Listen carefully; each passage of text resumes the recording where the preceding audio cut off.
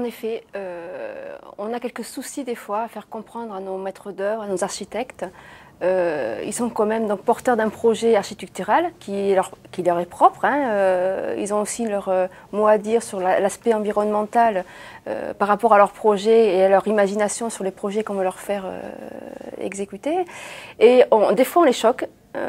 Quand on leur demande de prendre en compte dans leur projet de détruire un peu leur œuvre. Notamment on leur demande donc de prévoir au niveau donc, de la fin de vie de cet achat, de prévoir la démontabilité des matériaux, de prévoir effectivement l'élimination des déchets dus à l'élimination et à la démolition des bâtiments qu'ils ont si bien imaginés et œuvrés et bien intégrés dans l'environnement. Donc cet aspect-là les choque quelquefois, d'avoir à détruire leur œuvre. On essaye un petit peu, mais c'est très difficile, comme je vous l'expliquais auparavant. Disons qu'on essaye de demander donc aux architectes de prévoir des matériaux qui sont démontables facilement, ou éventuellement réutilisables, c'est-à-dire qu'ils peuvent être démontés et réutilisés éventuellement dans un autre bâtiment ou dans une autre construction.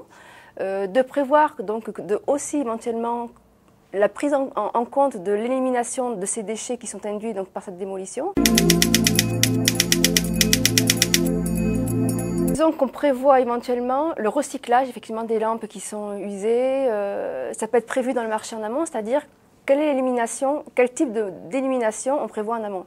C'est-à-dire comment seront gérés ces déchets-là, parce que ça se change, tout ce qui est mobilier urbain sont dégradés ou usés ou périmés entre guillemets au niveau de la fonctionnalité.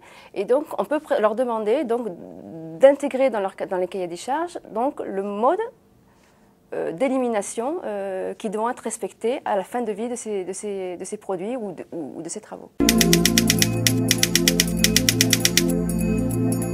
Pas vraiment, parce que en amont c'est quand même plus un problème technique qu'administratif. Moi je suis plutôt au niveau administratif, au niveau des marchés publics, et je m'aperçois qu'au niveau technique, on dirait que ça leur est plus difficile à prendre en compte que l'administratif. Donc il y a un consensus permanent qui doit être réalisé entre l'administratif, qui doit imposer quand même des normes environnementales dans les cahiers des charges, et les techniques qui, eux, sont là effectivement pour construire, mais pour construire et pour appliquer donc, des réglementations, mais pas forcément pour détruire ce qu'ils ont construit aussi. Donc il est très difficile effectivement de trouver un consensus entre les administratifs et les techniques, mais on y arrive.